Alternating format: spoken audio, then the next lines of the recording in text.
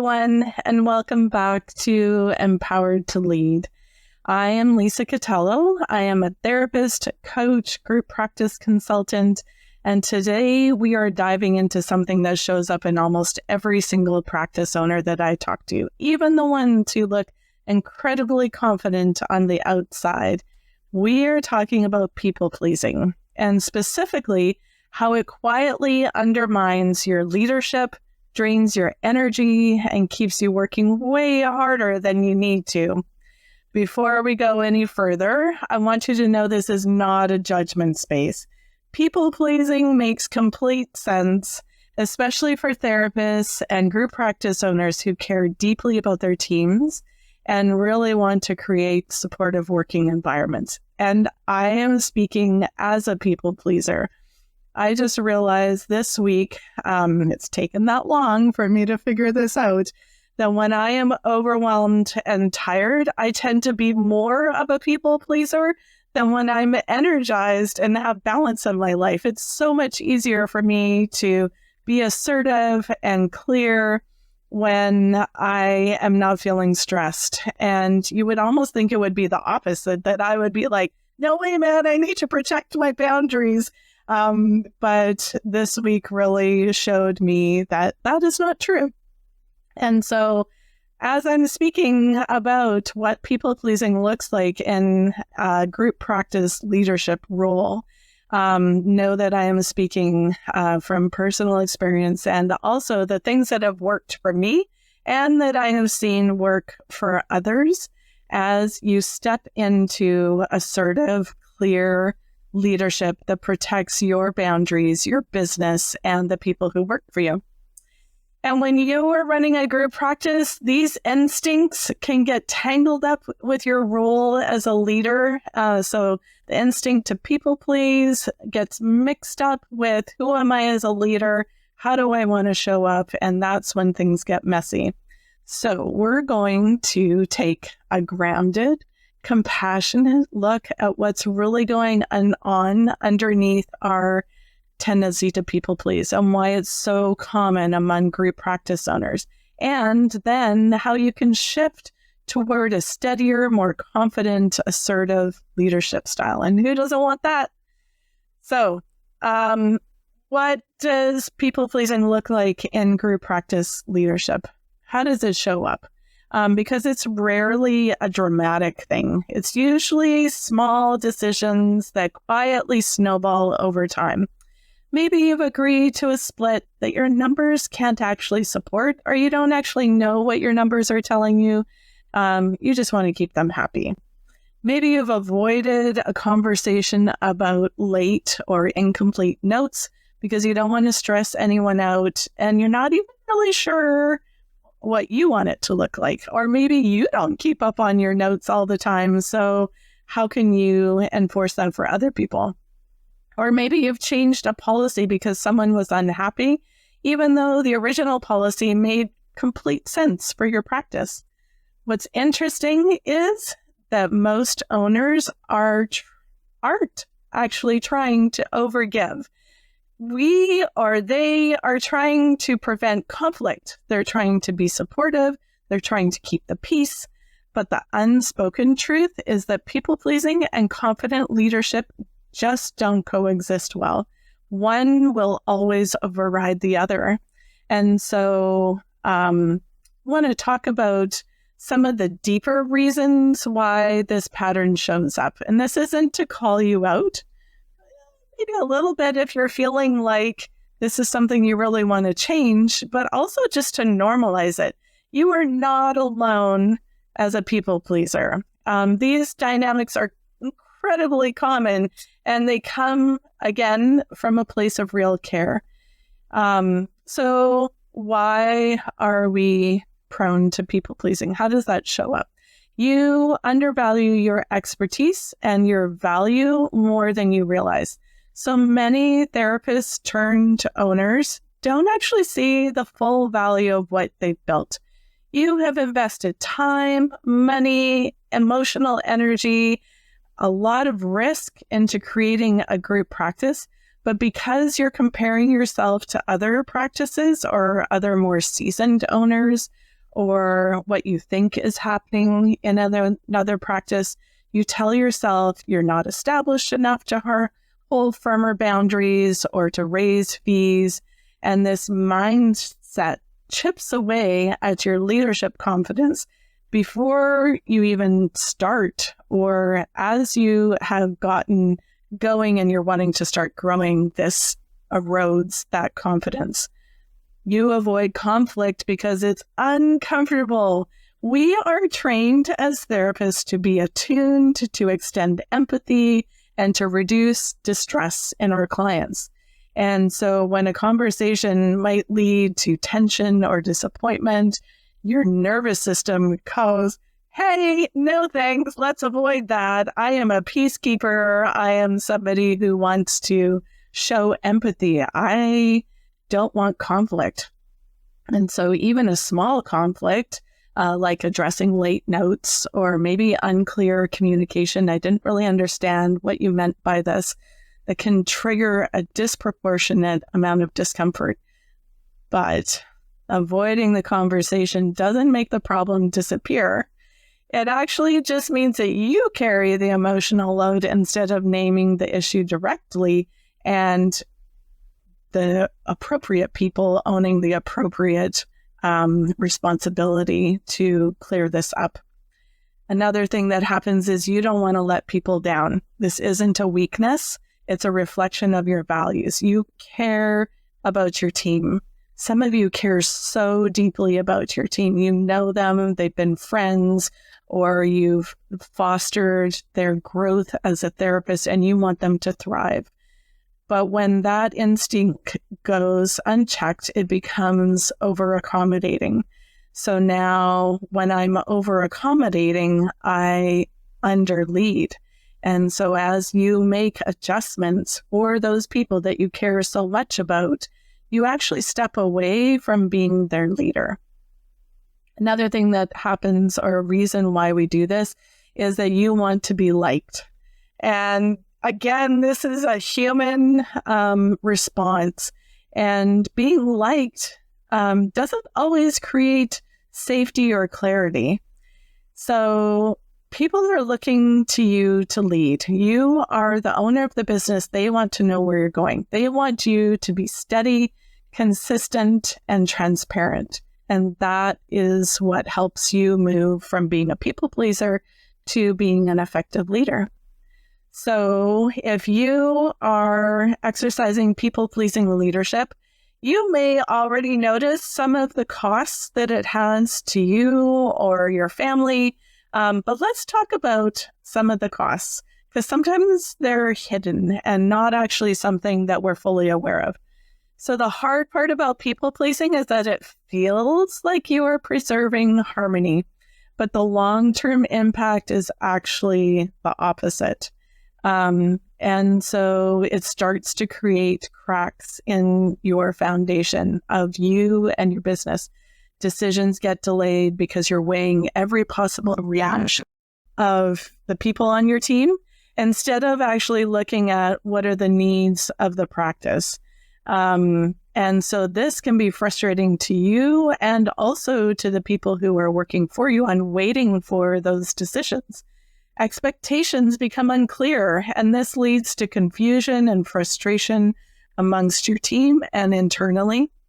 You take on more emotional labor than you should, and your role shifts from CEO to fixer to cleaner to all these things, and that can end up in resentment. You end up tired, stretched thin, mentally overloaded, and wondering why leadership feels so heavy. You may be starting to ask, why did I do this? This wasn't a great decision. I'm working harder than I was in private practice. Why am I doing this? And at the same time, your team doesn't have the structure, the consistency, or clarity that they actually need to feel secure and committed and to stay a while. People-pleasing feels kind. And we know this, we tell our clients this, but what happens is people-pleasing actually creates the exact instability that you're trying to avoid. So What does it look like to step out of people pleasing and into being a grounded, assertive leader, the person that you want to be, without becoming rigid or harsh or aggressive? This is about clarity, not about control. When you move from being a people pleaser to being clearly the leader of your group practice, you are getting clear on boundaries and you are providing a space where everybody knows what to expect. You, your team, your admin, your clients, they know who you are, what you want, and what this group practice is moving towards. One of the most helpful starting points is to get clear on your boundaries. So, what does that look like? Here's some questions to consider. What are you available for? What are you willing to provide for your team? And on the opposite side of that, what are you not available for?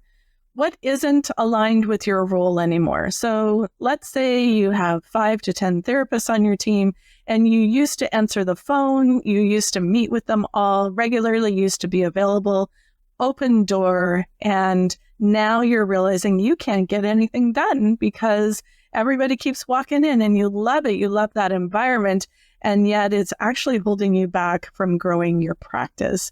You're not able to have that space and time to vision and to work on the business because you're working in the business, not in seeing clients so much anymore, but in being everything and everyone to those who work for you. How do you want communication to work within your practice? So just use that example of like open door. Maybe you choose office hours, or maybe you set a certain time for lunch or something like that. And then you also want to look at, when do people need your input and when do they not? Some of us take people pleasing to be at the next level of a little bit of micromanaging and feeling like it's care, but it's actually something that maybe we should remove our hands from. One of my favorite things when I'm working with clinical clients is to say, like, boundaries are not this brick wall. It's actually not a hard no, and you can't cross this line, whichever metaphor you want to use. They're actually like a picket fence. So you can see over them, you can see through them. There's a gate. It is very clear about what is mine and what is yours. And they are the structure that makes relationships smoother and more predictable. The next piece is money, because wow, does people pleasing show up here? Your splits, the fees that you're charging to clients, your raises, whether that's for your therapist or for yourself, your policies, these shouldn't be guided by guilt or by trying to keep everybody happy. They need to be grounded in sustainability and the long-term health of your practice. It is not unkind to say, here's what the business needs. I actually want to repeat that again and slow it down, because I think a lot of us need to absorb this in order to step into effective leadership as a group practice owner. It is not unkind when you say, here is what the business needs. That is leadership. Let that sink in for a sec. Saying no is another skill that comes, it's a little uncomfortable at first, but it actually gets easier with practice. And if you are like me, there are times when I say no, and then I go back around, I'm like, actually, maybe I can do this, or I say no because I know that's what I need or the business needs, and then I feel so guilty. But remember that being clear is being kind. And so you don't have to justify or over-explain or come back around. A short, steady, values-aligned no is enough. No, I am not able to provide that. Because actually what happens then when you say no, it frees you up to say yes. And to say that authentically and not create resentment, and also to provide clarity. And finally, stay connected. Leadership isn't about distancing yourself from your team. So just because you're not going to be doing people pleasing anymore doesn't mean you don't have connection with your team. It doesn't mean you have to become this big boss or remove yourself personally or investment-wise in your team. It really is about being present, honest, and steady, having that consistency, which includes hard conversations, which actually become easier when you are confident in this is what the business needs, this is how we want to proceed. You can actually come to your team with curiosity rather than fear or insecurity. And when you trust yourself to handle whatever comes up because you have this knowledge, you're clear on what you need and what the business needs, it becomes a lot easier to have a challenging conversation. So every episode, I try to leave you with a leadership challenge. And it's something small that you can put into action right away to build confidence and clarity in your role as an empowered leader in your group practice. So I'm going to encourage you to choose one of the following challenges and consider which one fits best for you and your level of people pleasing. So here's number one. Say no to something you would normally say yes to out of guilt or habit. So as you look ahead at the coming week, you go through it and you notice that you're saying yes to something because I feel bad, or that's just the way I am. I say yes to everything. Try saying no. Another challenge you could accept is to hold a boundary that you've been avoiding. So what is something that you have felt like you either said needed to say no to or yes to in order to protect you or your business? Hold that boundary. Another way that you could do this is make a decision without asking for external validation or team approval. You know that decision that's been waiting to be made. Make it this week. The last option would be revisit one area of your practice. Maybe it's your fees, your therapist splits, or your policies, and ask, is this decision coming from my leadership role and who I want to be as a leader, or from people pleasing? And I'm going to say only choose one of those, not all four. We want to start growing leadership skills or supplementing our leadership skills through small intentional shifts, not massive overnight changes. So if this episode brought up thoughts, insights, or that, yes, this is me feeling, you are absolutely not alone. People pleasing is incredibly common among group practice owners, and it's something that you can shift with awareness, support, and practice. If you are wanting help strengthening your leadership, that's exactly the work that we do both within the Group Practice Connection and in individual coaching through the Group Practice Network. The membership is a supportive space where other owners who want to lead like you do with confidence, clarity, and a little more ease get together. We support each other. There's resources. There is verbal support because we're chatting in between our calls. And then there's 3 calls a month where we are there to help you step into that empowered leadership role. You can learn more at my website at grouppracticenetwork.ca. Thank you for being here with me today. Take care of yourselves. And I will see you in the next episode of Empowered to Lead, where we hear from a couple of people who have done their group practice as a partnership and have implemented some pretty healthy boundaries in there. Thanks for joining us. We'll talk to you. I will talk to you soon. Bye. Thanks for hanging out with me on Empowered to Lead, the therapist practice. If you're ready for deeper support, I'd love to see you inside the Group Practice Connection, my monthly membership where Canadian therapists like you get coaching, community, and the tools to build a business that actually supports your life. You can check it out at grouppracticenetwork.ca. We're building something great here, and I'm so glad you're a part of it.